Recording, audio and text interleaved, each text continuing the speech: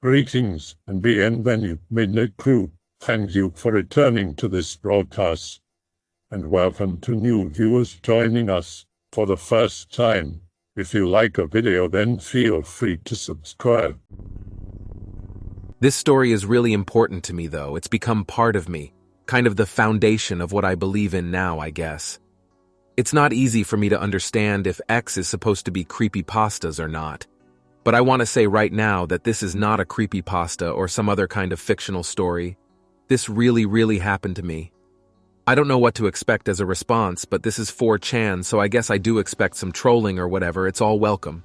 React how you want to. Ask questions, I don't care. But if there's any serious people that are seriously interested in the paranormal, that would be a welcome relief. Haha, I sound so stupid already. Alright, let's go. I'm going to retell this from my memory, but I have told this story before on the net, and it shouldn't be hard to find. So, I don't know, compare and contrast or something. I was about 14 at the time of this story, so it's been about 10 years. When I was 14, I had never done drugs or anything like that, and I don't have any histories of mental illnesses or sleep paralysis or whatever is going on. I'm going to shut that down now. What I experienced was not due to some obvious thing you're going to be able to list off after thinking for 2 seconds. I've had 10 years to think about what happened, and although I have some theories that do not include the paranormal being part of it, the non-paranormal theories are stranger than the paranormal ones. So to say, Occam's razor doesn't always make the most logical answer the correct one if the situation is illogical, if that even makes sense. But I'll get to those theories later. So I'm 14 and was best friends with this dude named Devante. I went over to my friend's house to spend the night and play loads of video games. Nothing weird or out of the normal so far. I don't even remember getting there really, or what exactly happened every step of the way. But the basic idea is that we were in the living room playing video games on his PlayStation 2. I'm pretty sure it was 2. We didn't have multiplayer games, so I'm pretty sure I spent most of the day watching him play Gears of War. I think it was the second Gear of War, not sure, but I distinctly remember this part where he was fighting this giant alien on stilts kind of thing, I think. The level, I think. Maybe it was sandy with broken buses. But anyway, that wasn't until way later anyway. The first important thing happens. I'm sitting on the couch, and my friend is sitting on the other couch, me on left, him on right, TV down the middle. To the right and behind us was a kind of hallway that connected a lot of stuff. At the very end was the door out of the house. Next to that was my friend's room and the bathroom. Getting closer is the stairs and the kitchen, and the dining room was right behind us, and then the sliding glass door to the deck to the left behind us. I'll try not to add so much detail, I guess, but I want you to really truly understand somehow that this comes from memory, not some bullshit bullet points or something. This isn't fake. I wish I could prove it, and maybe we'll find a way to do that? I don't know. So me and my friend D notice that his dog is sitting at the bottom of the carpeted staircase and is just staring up the stairs. I don't know exactly how long it took us to notice, but it must have been long enough because it really started to kind of weird us out. It didn't creep us out, like we weren't tripping like it was a huge deal. It was just kind of like, that's kind of weird. So Devante calls to his dog, and the dog doesn't even look over. Just sits there quietly staring up the staircase. It was a male black lab, pretty dang smart and fiercely loyal, like way loyal, especially to my friend. If my friend told that dog to do something, that dog would do it. But D had to call to Rufus several times to even get Rufus to look over at him. But then, he looked back up the stairs. It took even more calling to get Rufus to come over to him away from the stairs, and the dog seemed fine. Devante pet him and was like, "Oh, what's wrong?" or something, who knows. And the dog was happy, I guess, wagged his tail a few times. And then that was that. The dog went back to the bottom of the stairs. We didn't think it was much of a big deal, who would? So we went back to playing games. I think at some point his mom made food or something and we ate. But I'm pretty sure this was the same day that everyone got into this screaming match. It wasn't uncommon with my friends. I was kind of used to being in this uncomfortable situation, and just sat there and didn't say anything or do anything, while my friend, his sister, and mom just yelled and yelled at each other over something probably silly. The reason I am telling this part is because I honestly think it was important after everything I've tried to learn about things like this. I think all the arguing and fighting fed it, and maybe that's what gave it the strength to do what it did next. So it's late at night. His mom and 2 little sisters went to bed. They were all sleeping in the same room because the youngest didn't sleep alone yet. And the older younger sister, I don't know, just wasn't sleeping in her room. Me and my friend are playing games still, and this is the part where I remember that part in Gears of War. It was fun to watch, but I was getting really tired. So I said out loud to my friend, "Sorry dude, I'm falling asleep," or something like that, and he groaned in protest and said something like, "No, stay up." But sleep won. I fell asleep. The next thing I know, my friend is shaking me awake. He's practically begging for me to wake up. I remember opening my eyes and just being pissed, just so mad. I looked at the digital alarm clock across the room. Its red numbers, I think, said it was 5 a.m. exactly or something like that.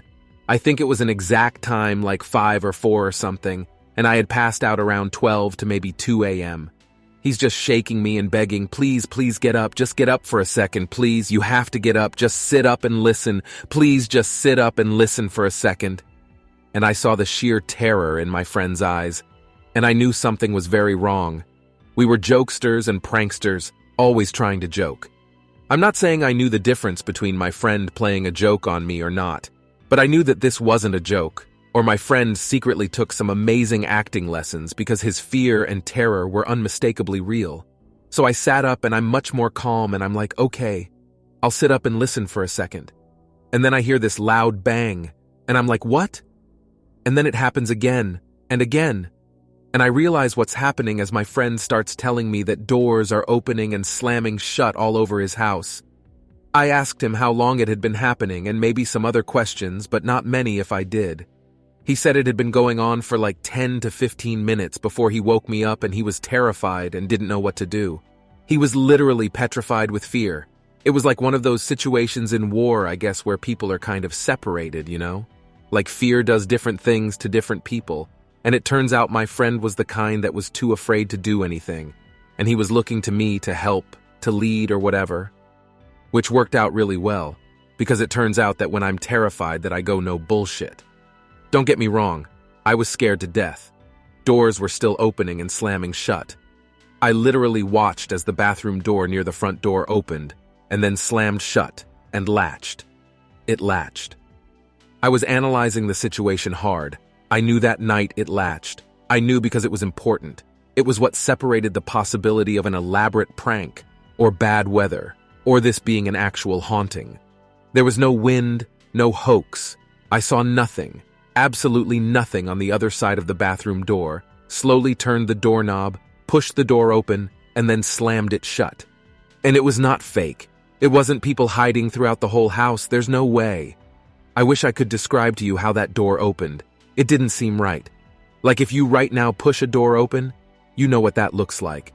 And it's different depending on whether you push and keep your hand on the door the entire time you're pushing it, or if you just give it a quick push and let momentum carry it. If it was some dude hiding behind the door, I would have noticed how the door was being opened and pushed and pulled shut like that. They would have slipped up and been seen or something. But I swear I even saw the knob turn with nothing on both sides of it. Like somebody made a prank door with motors or something, but they didn't. So my friend is on the couch, and he's asking me what we should do. So I start listing out loud to him my thinking process about how we could go to the old church behind his house, but we don't know if we would even be safe there, and it's cold and rainy outside. It was nearing winter in Washington State. And what if whatever it is follows us out there, and my coat and shoes are right next to the front door, which is right next to the bathroom door, and I didn't want to go anywhere near that. I told him we could stay where we are, but that didn't seem to be helping us. I thought if we stay, it's just going to get worse and worse and maybe scarier, like we might actually see a ghost or something, and I didn't want to live with that imagery for the rest of my life. So I told him that I thought that maybe the only thing we really could do was to go where everyone else was.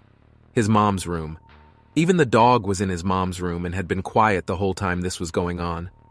I'm not sure, but I think maybe I also was hoping that they would be awake and just as freaked out as us. Or maybe they were behind it all or something. So we just ran for it.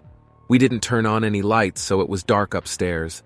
You could see in front of you all right, but it was still really dark. And wow, when I got up off that couch and started to go towards those stairs, I'll never forget that feeling I got.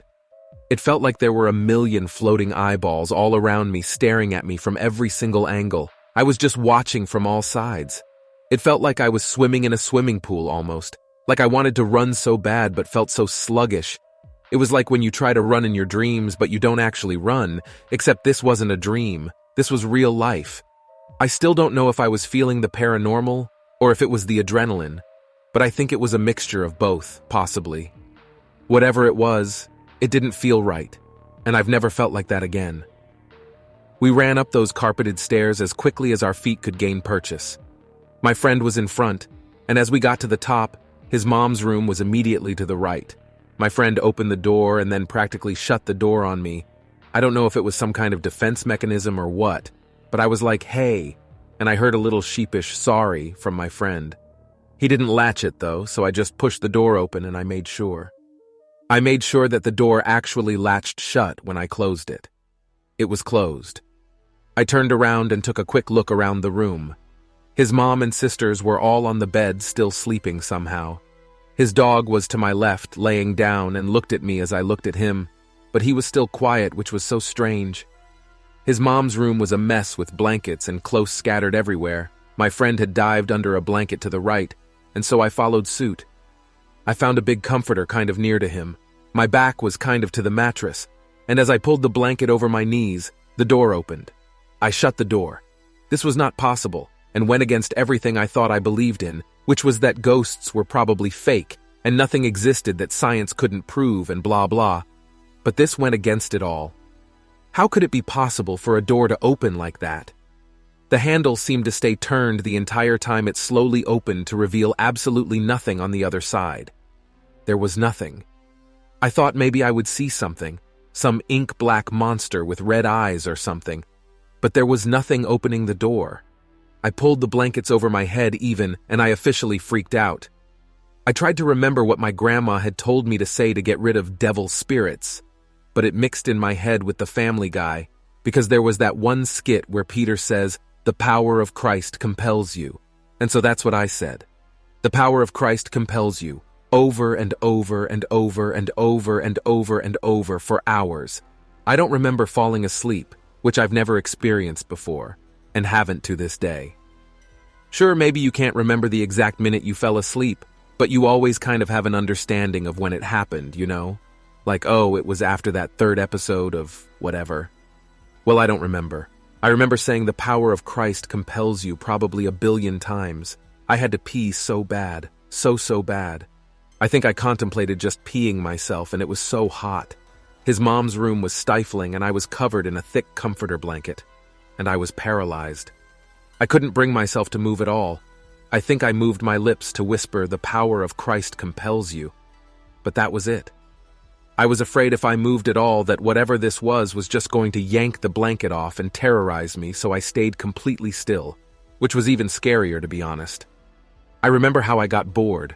Like I was still afraid, but I was also like, OMG, when is this going to be over and done with? When am I going to fall asleep? I didn't dare stop chanting "The power of Christ compels you" on the off chance that was the only thing protecting me. So I think I just passed out at some point, maybe went into some kind of trance. In the morning, the light through the blanket and realizing that I had finally fallen asleep and had to go to the restroom, I got up. And I realized I was alone. That's right. My friend decided he was just going to leave me to sleep in that room alone when he woke up, after everything we had gone through the previous night. I know because the first thing I did, maybe second, I think I pissed first, was find my friend, and we both tried to confirm what happened at the same time, and we realized it wasn't whatever, it was real, it really happened. He said he left me there alone because he just wanted me to sleep after everything, which was kind of nice, I guess, but still, WTF. We decided we were going to go hang out at my place because screw that.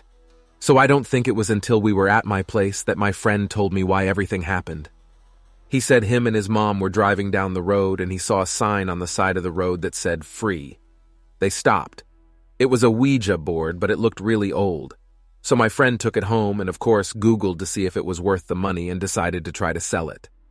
He chucked it into his room, which he didn't use because it was packed full of storage. Some things weren't even unpacked from moving. He later tried to find the Ouija board to get rid of it, but it was just gone. It was gone. We never found it. It's like after all the things that happened, it just left somehow. I still don't know what happened. I attribute it to the Ouija board because it just makes sense.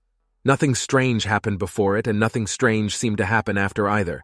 It's like I said, Occam's razor means it was the board. I have had 10 years to try to understand what the hell happened. People have offered me all kinds of possibilities, but it wasn't bad weather, it wasn't earthquakes, it wasn't animals, it wasn't set up by my friend, it wasn't anything. Nothing makes sense. The best theory I have come up with is that it was all part of a hidden camera show, but for some reason the show got canceled or something, or it was kept a secret or something. It would have had to have been that elaborate. It would have had to have been professionals or something. Nothing else makes sense. Except that it was ghosts or spirits or whatever it is that people call those things. Maybe it was demons. Another thing I struggle with is trying to understand its intentions. I've found that most of the time these things are just pranksters and don't want to actually cause any harm. It's just a joke to them. But I don't think that whatever this was just wanted to pull a prank. I think it deliberately wanted to scare us as badly as possible. To this day, I still have trouble sleeping, especially alone. And I absolutely freak out when I'm in the dark. You got to understand. There was barely any warning to this. It just happened one day. It was supposed to just be an ordinary day. And now it's like, I think to myself, what if it happens again? What if something worse happens? What even happened? I'll state one more time. I do not and never have had any mental illnesses. I have done drugs in the past, but hadn't even smoked weed when I was 14. My friend experienced the exact same thing I did, no differences. I don't have sleep paralysis and never have had it. I know I haven't messed up my mind with drugs and that I don't have false memories. My friend and I talked about what happened for years afterwards. I don't know what else I can say. I swear it happened in Edmonds, Washington, but it might have just been nearby. I've tried tracking down the exact house this was, but hours on Google Maps have been fruitless. And I haven't been able to even find where my friend is. He dropped off the face of the earth. He doesn't have any kind of presence on the internet that I can find. Just an ancient Facebook and some other dead social media sites, but nothing up to date. No way for me to reach him. Haven't talked to him in years. A mutual friend and I were discussing how we were worried that he's dead, but we are pretty sure he's not because a friend of my friend's posted a picture on Facebook, and he was in it, and we figured out it was more recent than some other stuff. But I bet that dude would be able to contribute a lot to this story. Maybe tell his version. Feel free to ask whatever you want or tell me I'm a friend or whatever. I hope that you enjoyed tonight's broadcast. If you enjoyed tonight's story, then please subscribe to the channel as more green texts will appear daily. A new broadcast will appear when the clock strikes midnight Central Time.